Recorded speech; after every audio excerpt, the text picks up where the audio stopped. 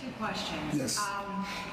When I'm hearing all of these points, and your lawyer touched on the fact that a lot of this is already in place in state law in terms of the criteria to get someone to bring someone involuntarily in. It sounds like we're hearing a lot of stuff that is already there and in place.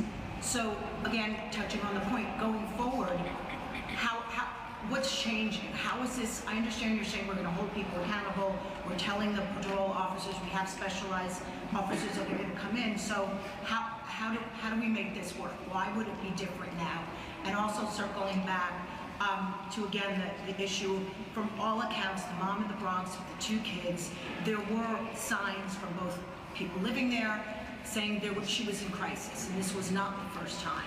But they're saying there's zero support for these moms. This dad in Queens, who had his little boy, he's now charged in his death.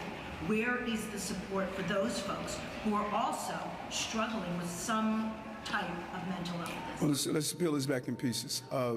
First, as we indicated, based on our field observation, and that's what's unique about this administration, we don't just put policies in place. We go into the field and see how is that policy actually enacted.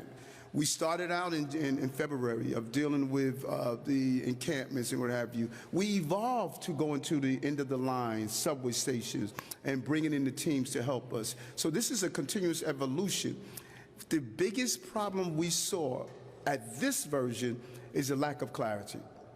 Officers and others are unsure of taking care of your basic needs. They were unsure of that. That's what the training is doing. Now we're going out with a better version on what we put in place already.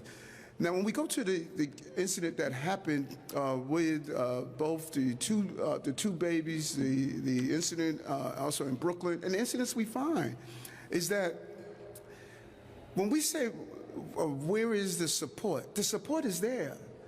But if you live in apartment 4D and you see a mother in 4C that's having problems, share that support. Everyone is saying what his government is doing, and I'm saying to New Yorker, what are we doing? We are well aware of what's happening in our community. We have all these supportive services. We have psychiatrists. We have support if you can't take care of your child. You can drop them off to locations where we will take care of them until you get steady. All of these are in place. But if we don't share this information to the people we come in contact with, then it's never going to be successful. We're going to do our part, but we need everyday New Yorkers. If you see someone in crisis, be a trauma identifier and assist that person of the resources that this city has available. So it's one thing if we didn't have those systems in place, but we do. We have systems in place to help people in need. When we see them, we help them, but we need New Yorkers to help us with this also.